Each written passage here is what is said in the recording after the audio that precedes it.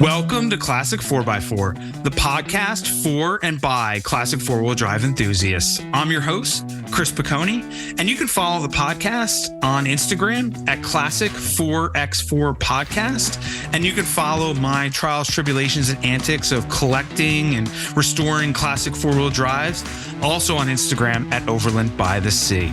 Today's guest is an interesting guest that I'm excited to have on the podcast because he's actually part of my morning routine. I talk a lot on the podcast about my morning routine and all the things I look at and read first thing in the morning. So I'm very excited to have Caleb Jacobs. Caleb is the truck editor for The Drive. Many of you out there read The Drive or follow The Drive on social channels. They chronicle car culture. That's what I love about The Drive is it's not about just a review of the newest and coolest. It's really ingrained in culture. So for those of you that don't follow Caleb on Instagram, you got to follow him. It's at Caleb J Words. And if you don't read The Drive online, check him out at thedrive.com. Follow him on Instagram and other social channels at The Drive. So Caleb, thank you so much for joining the Classic 4x4 podcast today. Yeah, of course. Thanks for having me. I'm excited to talk. It's something that I do a lot. So to be able to do it in front of other people sounds great to me. That's awesome. So, let's start off by getting to know you. What's your background? Where'd you get this passion for trucks? Tell us about yourself. Yeah, of course. So I live in the Ozarks, just north of the Missouri Arkansas border, and that's where I grew up. That's where I still live today. And so trucks are just a part of everyday life here. And I think that helps me speak about, four-wheel drives and work vehicles and everything in between, off-roaders with an authentic voice. And so just being raised around them, it just became natural that when it came time for me to drive, that's what I would own. And so I've ventured out a little bit. I've owned a few German cars, but pretty much it's always been trucks. And so that passion was I guess in me from a young age and through my high school years. And then whenever I started riding, it really picked up, getting the opportunity to talk to people in the truck community, get to drive new trucks too. But also get to chronicle, my own personal adventures with them. So that's kind of how I came to be such a truck guy, so to speak. That's cool. So one of the questions I always ask everybody is, what was your first car or your first truck? And do you still have it today? So I don't still have it today. I sold it. It was a pretty boneheaded move, but my first four-wheel drive, my first car was my first four-wheel drive. And it was a 7.3 Power Stroke, old body style. It was a 3/4 ton, so F250, sail cab long bed. And people who know old body style Fords know that the 250s had the twin traction beam front axle instead of like the solid Dana 60. And it was bowed out of shape pretty bad. Wore through those 35s like super quick. And so me being a high schooler, I didn't really quite have the income to fix that. I worked all summer. My dad had a sawmill. And so the summer that I turned 16, I worked and saved up to do a solid axle swap. And then I burned through that money as soon as school started back. And so instead of fixing it, I just sold it. And I got into Volkswagens for a time, which I know is the polar opposite. But anyhow, that was my first. I definitely wish I still had it because I have a lot of memories with it. But nevertheless, I got a 7.3 now, so it kind of makes up for it, but it's not as nice as that one was. That is super cool. You're the first person I ever actually spoke with whose first vehicle was an OBS, right? Before OBSs were really cool. Talk about a truck that has come into its own, especially today. Finding a good low mileage crew cab OBS is like gold these days. That is that's super neat, man. What do you have in your collection now? What trucks do you have you had? Gotcha. So right now at present, I've got a crew cab long bed 7.3, F350. It's an automatic. It's the E4OD. It's not a DF5. Wish that was different, but it's okay. That is not a low mileage example. Like you said, it's got 283,000 miles on it, but such is life. It's a little cantankerous just because it was built by a previous owner. So you know how that goes. You come into something that somebody's already done work to. and it's maybe not exactly how you would have done things. It's a little smoky. I got to clean it up some, but nevertheless, I've got that. So that's my daily driver, quote unquote. And then I've got a 66 Ford F600 dump truck. And I actually use that around our property here. And so that is kind of my passion project. I love them both. And I've written about both on the drive, but I actually just sold 2 trucks that I had. It kind of became a thing for a little while. I went from never having any project vehicles to owning way too many, and they all took up way too much space.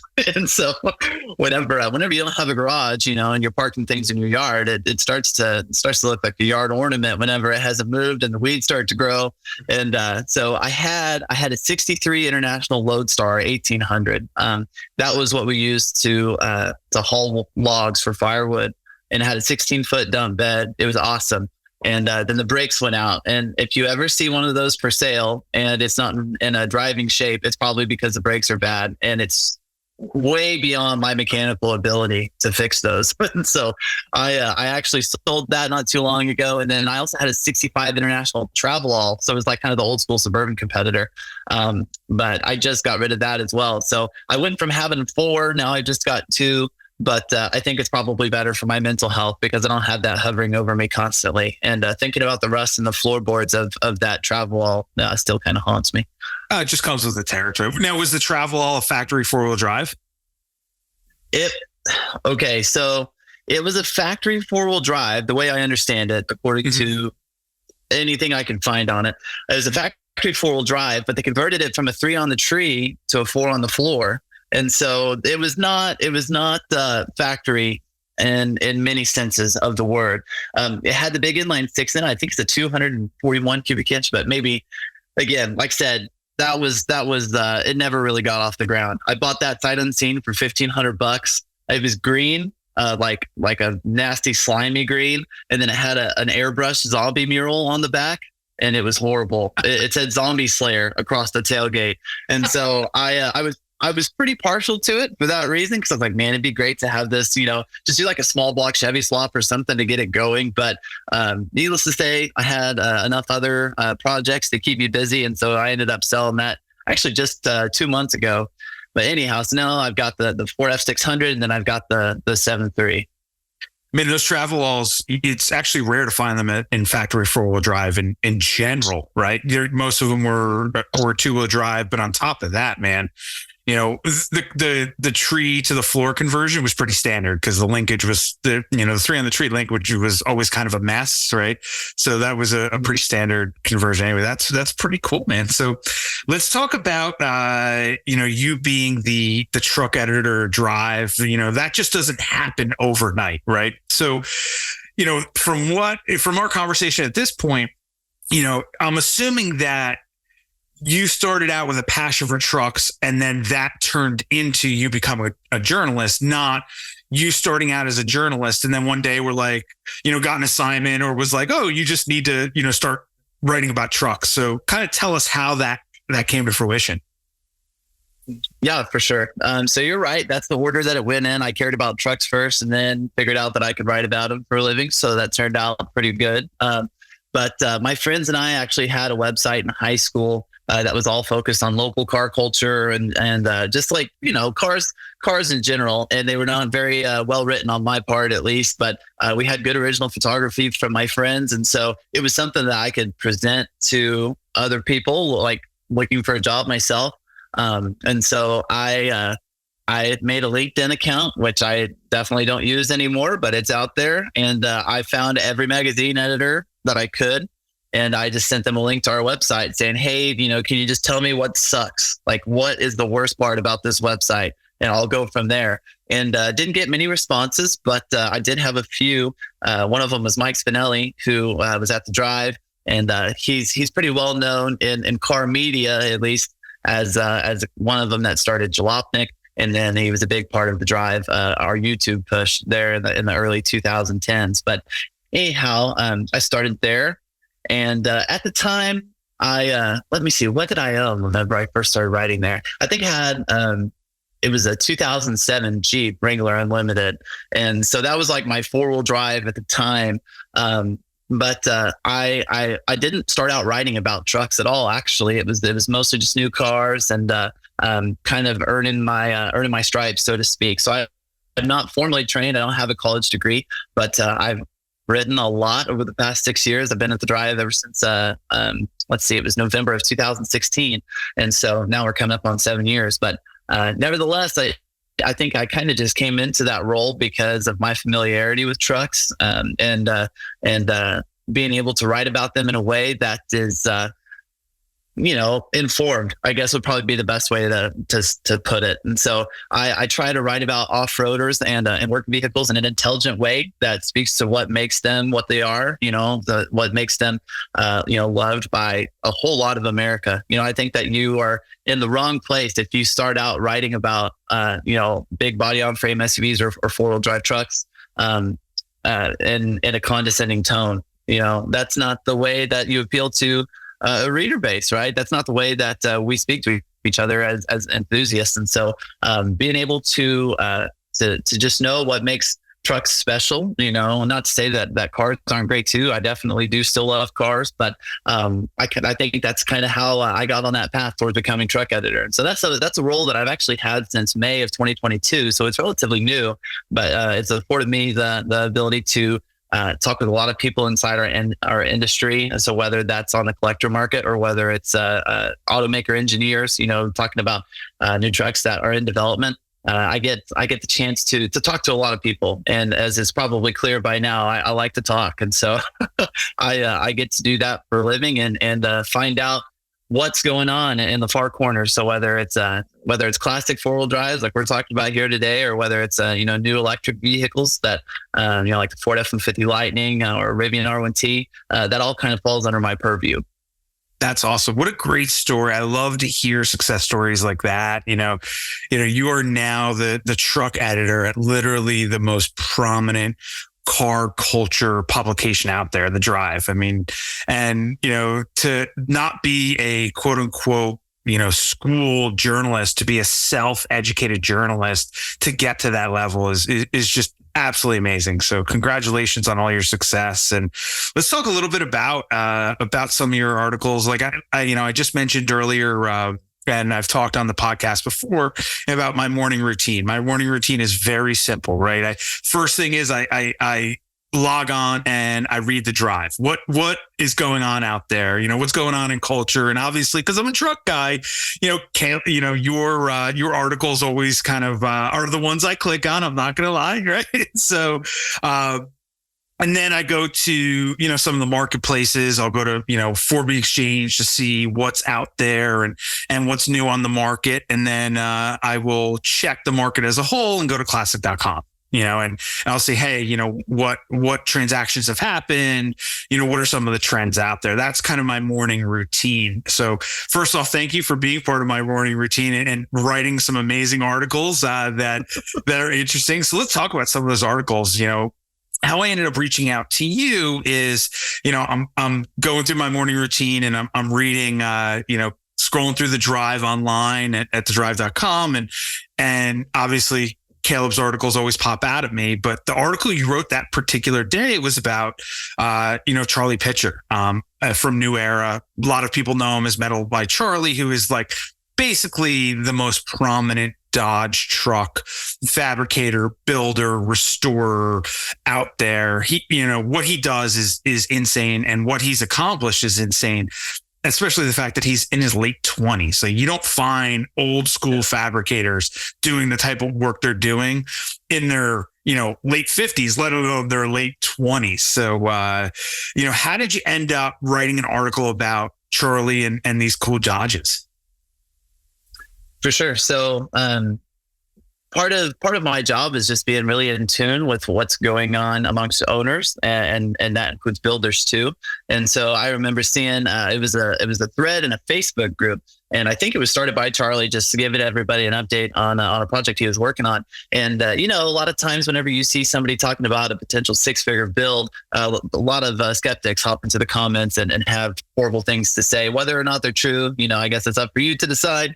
But people all had great things to say about Charlie's work just based on previous builds that he completed. And so I actually didn't follow him on Instagram at the time. I came across his work on Facebook. And so I hopped over there and just saw the quality of everything he was doing, especially on the fabrication front, but it goes beyond that too. And so that was my first impression was this guy knows what makes a truck like the ultimate version, right? So like he works on these 10 grill Dodges, right? From I think 72 to 93, all the way into the first gens. But just seeing that, it's like it ticks every box. And I kind of touched on that in the headline. It's like, this is what a top shelf truck build should be like, because you're taking the best parts from different years, putting them all into one package that looks great, runs great, and works great. And so it was really cool to talk with him. And our phone call, went pretty similar to this. We get to asking questions or talking about what he is working on next. And before you know it, it turns into a 20, 30-minute conversation.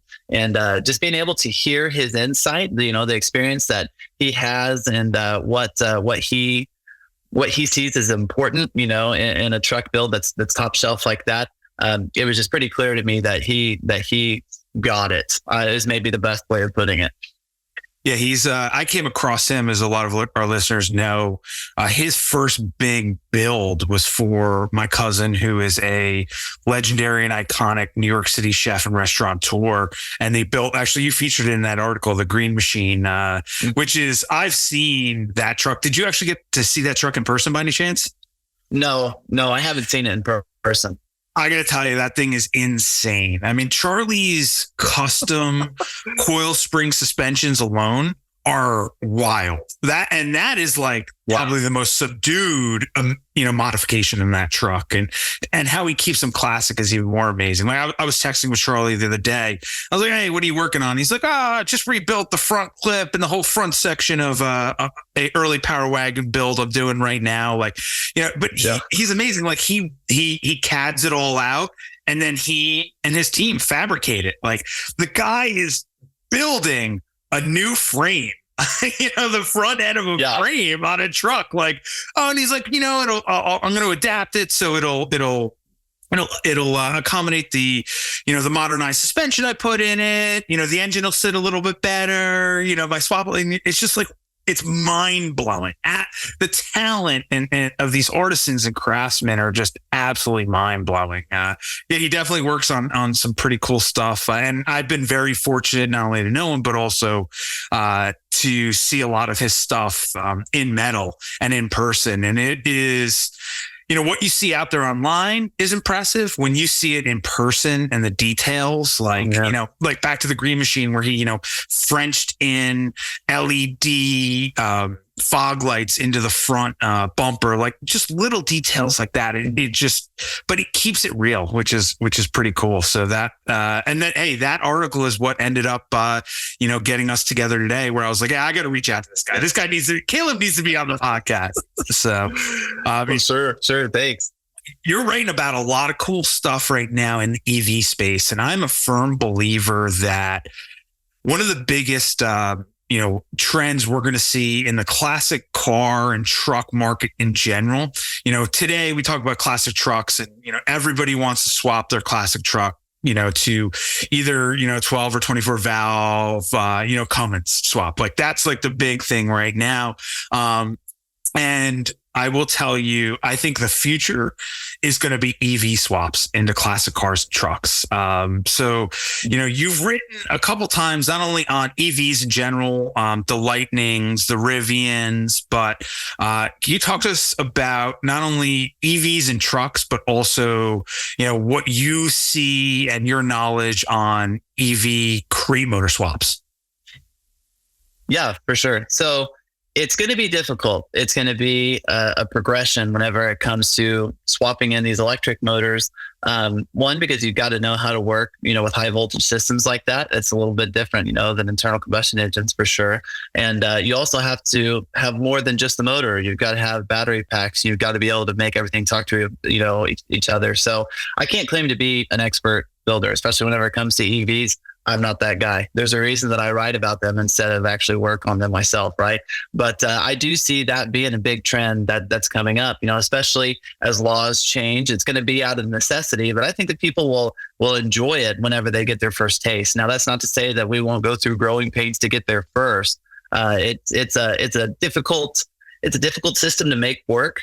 But whenever it does, and you see the benefits of electrification, it kind of wakes you up to it. And so I don't mean to speak, highly of one and down talk the other. Like, there are pros and cons to all of this, and it's all going to come in time, right? We're going to be able to streamline, what a resto mod looks like with an electric crate motor, versus an LS or a Coyote or what have you.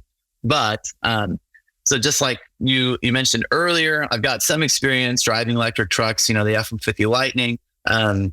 I come from the world of diesel. And so I know what it's like to tow, with a lot of torque. That's the draw of it, right? Like, along with the sound and everything else, it's just the power that's right there on demand, at low RPM.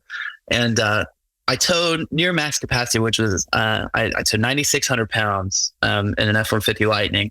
And so I was merging onto the interstate, and I was going 30 miles an hour, and I floored it.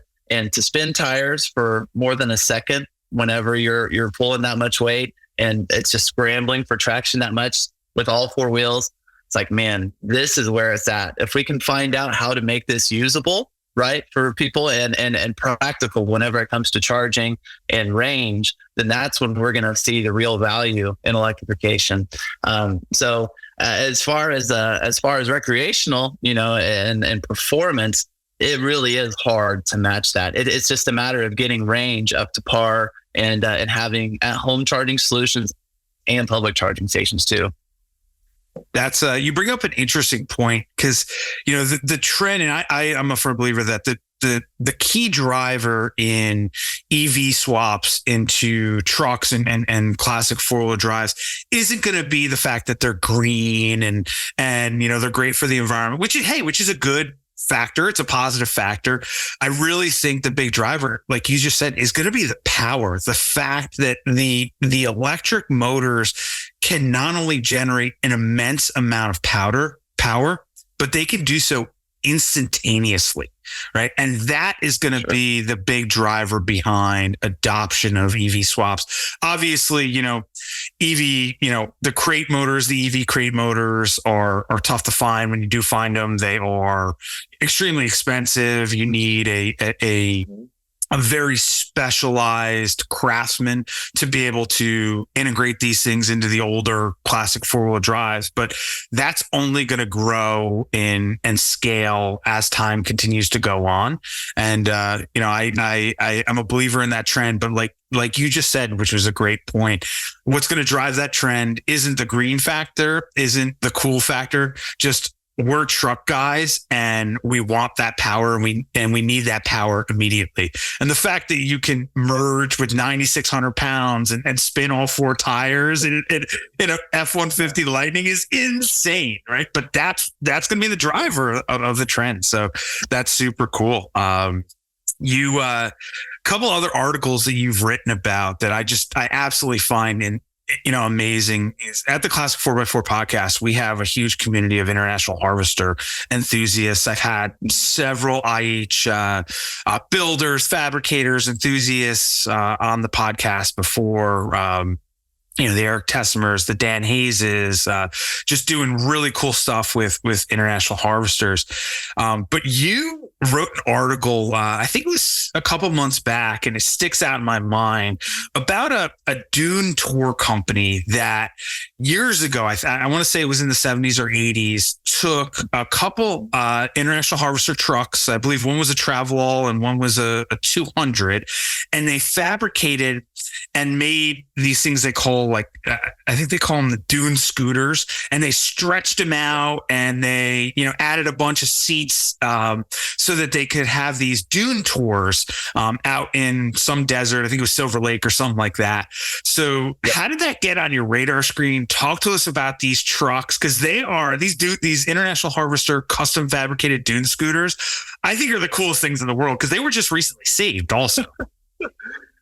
Yeah. And so the way that I found out about those dune scooters, as you put it, was from a guy named Ryan Duvall, and he's the director of the Harvester Homecoming Museum, and he's all about classic internationals like you talked about, a few of the other guys you mentioned, and he's one of the guys to know whenever it comes to preserving history, especially. There's some guys that are huge in the modifying scene, keeping these trucks alive. And Ryan's part of that too. But his is the curation of his museum. And he hosts Harvester Homecoming every year, which has turned into a huge owners meet. And just last year, actually, the CEO of the new Scout Motors company, Scott Coe, he was there, and Ryan hosted him and showed him around. And so that way they could get insight for the new Scout EV that they're building. They want to hear from owners too. But anyhow, so I actually saw him post about it on Facebook, and I had seen pictures of these stretch travel and pickup, front end too, that they use for dune tours. And they always caught my eye, and they've done it with many vehicles throughout the years. Like they still do them still today. Like I think they're like 15 passenger, maybe even more. But anyhow, these had more or less been retired. One of them was put away, and was pretty much just show and display. And rather than having them be parked permanently, Ryan was able to get a hold of them, bring them back to his museum and around Fort Wayne, Indiana. And he is going to use them as tour vehicles at their facility, which is an old International Harvester production facility, if I remember correctly. But anyhow, so the fact that he was able to save those from being parked for forever, I think, was cool in and of itself. And the fact that they're going to be accessible to anybody that comes to that museum is fantastic. So you get to see the scale of it, because they're huge. They weren't small to start with, right? But then whenever you add all those rows of seats, and they've got the roll hoop at the back, like it's pretty neat. It's a great visual, and it's a great piece of history that he's able to preserve.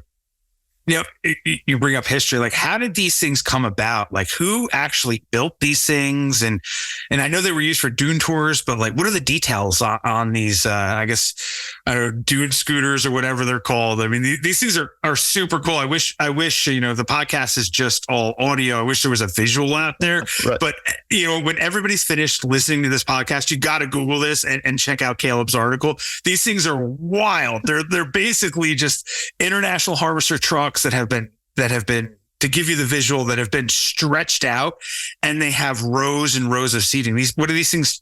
They have 20 plus passengers? Yeah, no roof either. So where did these things come from? Who woke up one day and was like, you know what? I'm going to take a travel all, and I'm going to stretch this thing out, and I'm going to use it for tours of a local desert, right? Yeah. So the way I understand it, it was all Mac Wood's idea, the company that he started to give tours over there at Silver Lakes. And so whenever Ryan was actually transporting one of them back to his museum, they stopped, I believe it was at a restaurant or somewhere just for a rest stop. But one of the guys who originally built them was there at that same place. And so he recognized it, and he approached Ryan and said, hey, like, I have great stories about these. And he drove them a long distance, and I can't remember exactly where he started, but he drove it for I want to say hundreds of miles on the highway, on the way to get them all chopped up. And he would just sit, I think it was on a milk carton or like a milk crate. Milk crate, whatever, milk crate, and had no windshield. And so they're really good visuals. Maybe I'll be able to find those, and we can include those like in the show notes. But anyhow, so yeah, it was all done in house, and that was his idea.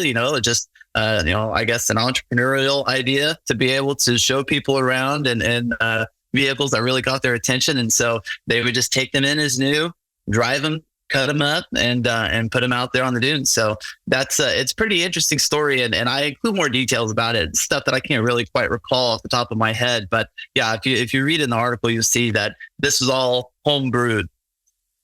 Yeah, that's pretty neat, man. And to have that interaction when they were saving them, when Ryan was bringing them back from Mac Woods, wherever they are based out of and wherever they were stored, to run into a guy that was building them everything happens for a reason, right? That's pretty neat. Mm-hmm. Another story I want to talk about that you've been following, and you have such interesting take on is, the past couple of years, inventory and supply, because of supply chain constraints in, new cars has drastically affected the OEMs and the manufacturers' ability to build new cars, right? So a lot of time, new cars and trucks. So a lot of times they're building a new car or truck to 99%, but they're missing, a couple chips or modules, but they'll build it and then they'll park it. And then when those chips and modules come in, they'll throw them in and then send them out to the dealers. And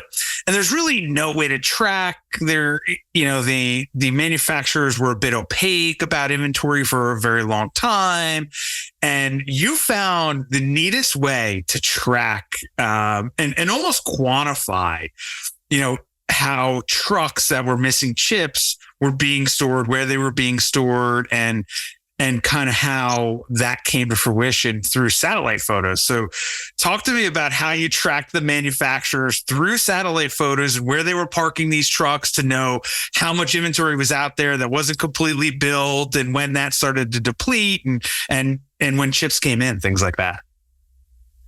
Yeah, of course. So just being on social media and multiple, Facebook groups for trucks, specifically for trucks in this case that we're talking about here, people around Kentucky Speedway, they were sharing photos of trucks piling up in these auxiliary lots. And, there was hundreds on hundreds on hundreds of them there. And so we actually have a sister publication called The War Zone. And so because of them, we also have access to satellite imagery. And so we were able to look both back into the past and then at present time to see when these trucks started being parked there and exactly how much that inventory grew.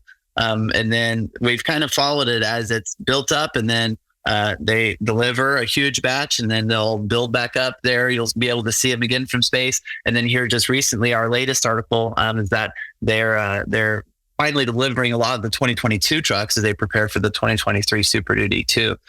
So it was just an idea that I had along with my editor-in-chief, Kyle Tronka, that we could actually see when these trucks started piling up and when they were being delivered. And so you're right that there's a lot of customer interest in that, that some say that Ford hasn't been the most transparent. And that it really goes for every automaker too. These are struggles that everybody is facing. It's not easy to build cars or trucks right now whenever there are major, supply chain shortages. But nevertheless, it was something that I think we were able to spin up in a way that showed the true scale of it. Because it's one thing for somebody to order a vehicle and wait on it for a year. It's another thing for hundreds of people to order something in what is presumably, a basic spec, but not easy to get the parts that are required to get it out the door. So it's an unprecedented time, right? We've never seen anything really like this, where manufacturers have built almost to completion and then parked it for months on end while they wait for the final parts. And so, I remember reporting on that as a new thing in 2020 and then 2021. And then over the course of last year, it became prominent, with essentially every automaker. This is something that everybody struggles with. But I think that there's probably more attention paid to it with trucks because it's not just personal transportation. People use them for work. And so they need these for their business. And so there's like even more weight, in the situation. But nevertheless, it's a hard deal, and it's hard to say who's that exactly at fault. Of course, customers want to point fingers at Ford, but whenever the parts aren't there, the parts aren't there. So, you can't fault them for building them as much as possible to where they're ready to go as soon as they get what they need. But yeah, it's definitely a visual to see all those dots pop up around Kentucky Speedway, and you can just see them like migrate in, and then truckload after truckload after truckload will be shipping them out to dealers and customers. That's what a great idea, man. And to use the resources that you have in-house with some of your sister publications that is one of my favorite things, is to look at those satellite photos and see, hey, now that things are starting to empty out, it's great. But there was a period of time where you were publishing some satellite photos that had massive thousands and thousands of trucks just built, ready, sitting there. And in some cases, one of them just them just waiting for one module or one chip just to be complete and then, send them on the road. Were there any other manufacturers which you were able to track through satellite imagery that, through storage lots and stuff like that? So not any others through satellite imagery. There were readers that would send in photos. If I recall correctly, there was a lot of General Motors trucks being stored at what used to be a chip manufacturing plant. And so the irony was definitely there. They were all there waiting, for the parts that, it used to be manufactured there. But it is definitely not exclusive to Ford. I mean, everybody was going through that. And, it's most noticeable whenever it's on that type of scale, whenever they're focused in that area. And of course, you got the fact that they're, crew cab short bed trucks or whatever, they just take up a lot of space. And so I think that probably resonates with people more in their minds, but it expands far beyond Ford, far beyond pickup trucks even. Cool. Are there any, articles or articles that you've done, or editorials that you've done that are about classic trucks or classic four-wheel drives that just pop out in your head where like, that was so much fun to research it. And I took it to a place that, I never thought it would go to. And it just turned into reader gold. That's a good question. And so one story that comes to my mind specifically, it's definitely about trucks and I guess it depends on how you define classic, but wrote a story last year, a pretty big report on how the EPA has taken on diesel tuners and exactly what that's resulting in for these shops that sell parts or tunes for trucks that end up having emissions defeat devices, and it's turned into really a pretty big operation on the EPA's part, and then also for the shops that were involved. And so there were shops getting handed 7-figure fines for selling parts or tunes that the EPA deemed to be against the Clean Air Act, and I mean, this results in real people paying, millions of dollars. And there's another one, a shop owner whose house was raided by the EPA. They took a lot of their product that they were prepping to sell. And the main focus there is whose fault is it whenever it comes to modifying diesel trucks in a way that violates the Clean Air Act? Is it the end user, so the truck owner, or is it up to the shops? I think that you'll find a lot of different answers on that. People have varying opinions, but nevertheless, it's been probably the storyline as far as general interest goes in the truck world. And so whether or not people are really keyed into the enthusiast side, they hear about this and they think, oh, wow, because it resonates with them. They think, oh, I remember that time somebody blew smoke all over me at the stoplight. Because of that, I hate these guys or whatever. But it's interesting to see how this has begun to change the world of emissions compliant tuning. I spoke with Corey Willis, who's the founder of PPEI, which is really big in the diesel scene, particularly Duramax, so Chevy diesels and GMC. But I also spoke with Gail Banks, who, if you know trucks, if you know performance, Banks tuners, Banks. Yeah, of course, dude. That he is amazing. Just a well of knowledge to draw from, and we ended up having an hour-long conversation that ended talking about 7.3 Ford Power Strokes. And so that's probably the story that stands out most to me as far as what I've reported on in terms of trucks and the impact that they have on our lives. And that's one that I think appeals to a general audience, but also people who are deeply embedded in that world, right? Because I understand that whenever it comes to like ECU tuning, that was not such a thing, of course, in the 70s and 80s. So whenever we're talking about classics, but as we come into, the 2000s, those are becoming classic vehicles, right? Whenever you talk about a 24 valve Cummins, or you talk about, a later 7.3 or 6.0 Ford Power Stroke. So anyhow, I think that definitely required the most work. I mean, that took about 3 weeks worth of researching, talking to people, emailing back and forth with the EPA. That was an interesting deal too. They did respond though, which I wasn't sure if they would.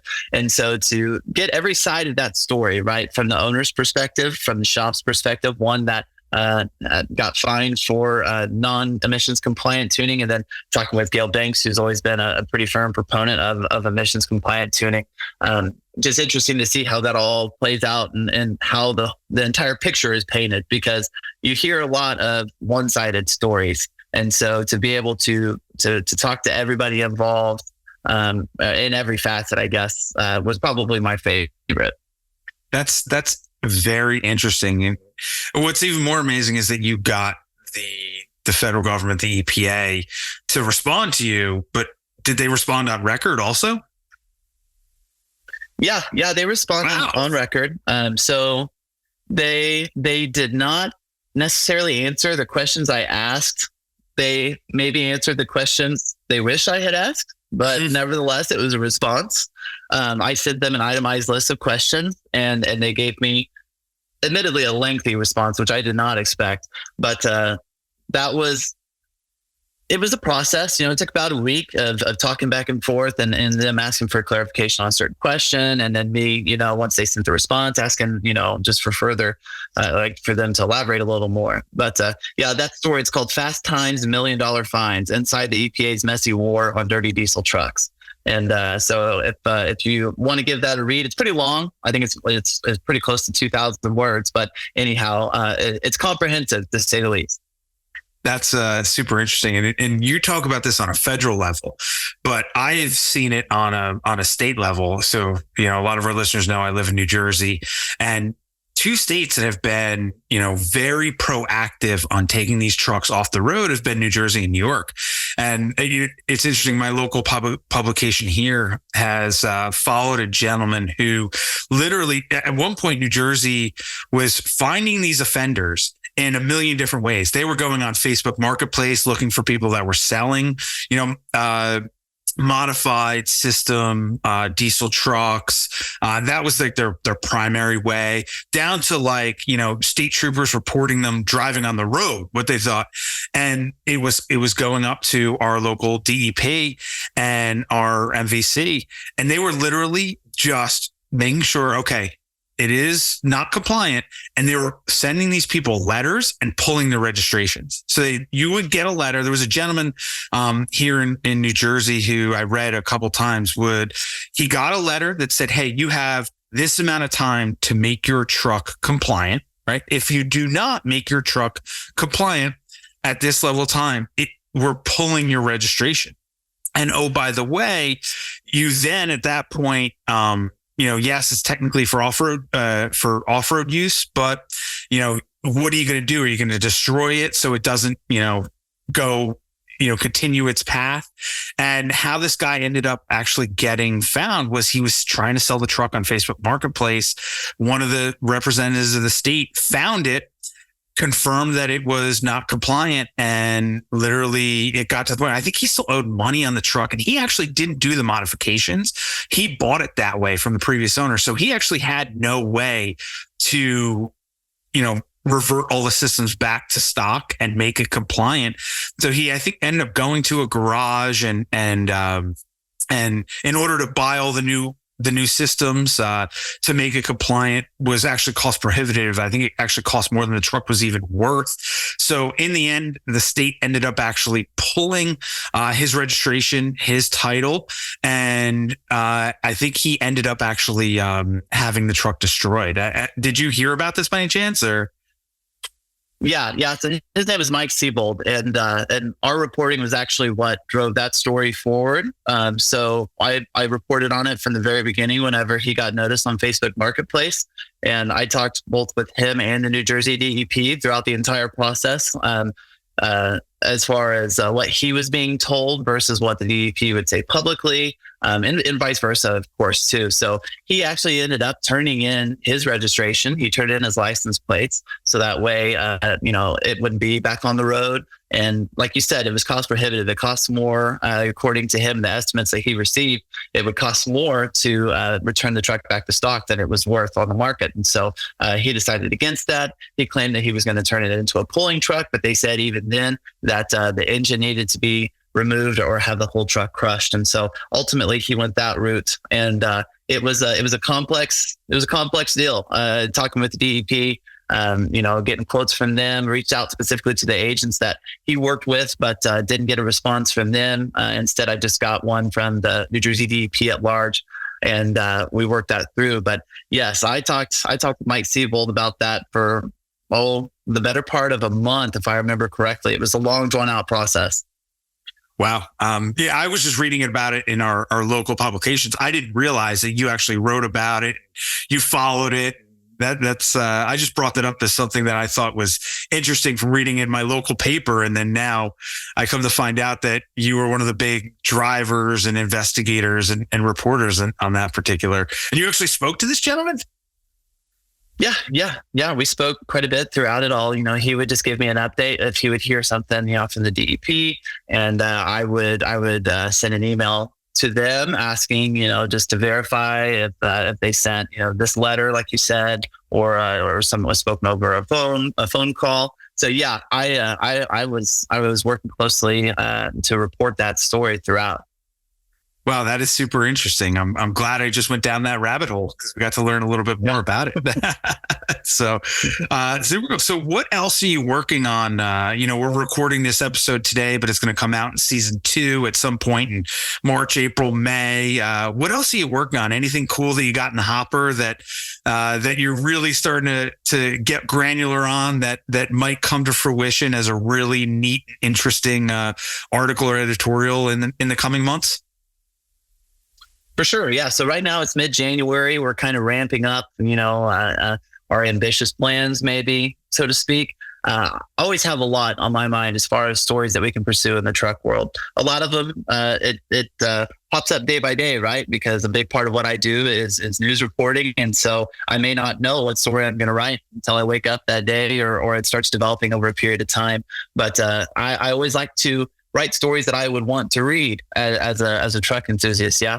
And so that goes to the collector market, speaking about where we're at now versus 2020 at the very beginning of COVID, how we've seen that change. That's really interesting concept to track with, right? Because of where these vehicles are sold, how much they're going for. You're deeply embedded in that world for sure. So I'm always thinking of how we can cover that in a smart way that speaks to truck enthusiasts, but also shows people interested in cars at large what's going on in that space. And so got a few ideas, stories to pursue on that front. And then also I'd like to do a deep dive into the world of hot shop trucking. So people that buy a dually pickup essentially and make that their living, where they deliver loads cross country. It's kind of a crazy world. People get into it, drop their past livelihood, get right into that, and finding out what it's like to drive for a living. And there's quite a bit to investigate on that front. So I don't know exactly what stories are going to take shape in what time frame, but I don't have any shortage of ideas. I'm always open to more. If you have tips, send them to me, because that's what I'm all about. But there's always plenty to cover whenever it comes to the world of trucks and four-wheel drives, for sure. That is super cool. Well, I am very excited to read about all those articles in the future, and as part of my morning reads and my morning process. And I'm even more amazed that I got to talk to you, because I literally read your stuff on a daily basis, and I'm absolutely enamored that I had the opportunity to not only interview you, but get to know you and talk about all these amazing articles that you've written, and all these areas that you've really taken a deep dive on and gone down the rabbit hole and gotten real granular on. So for that, I really appreciate, Caleb, I really appreciate your time, your participation on the podcast. For all of our listeners out there, if you do not follow Caleb on Instagram, you have to. His Instagram handle is Caleb J Words.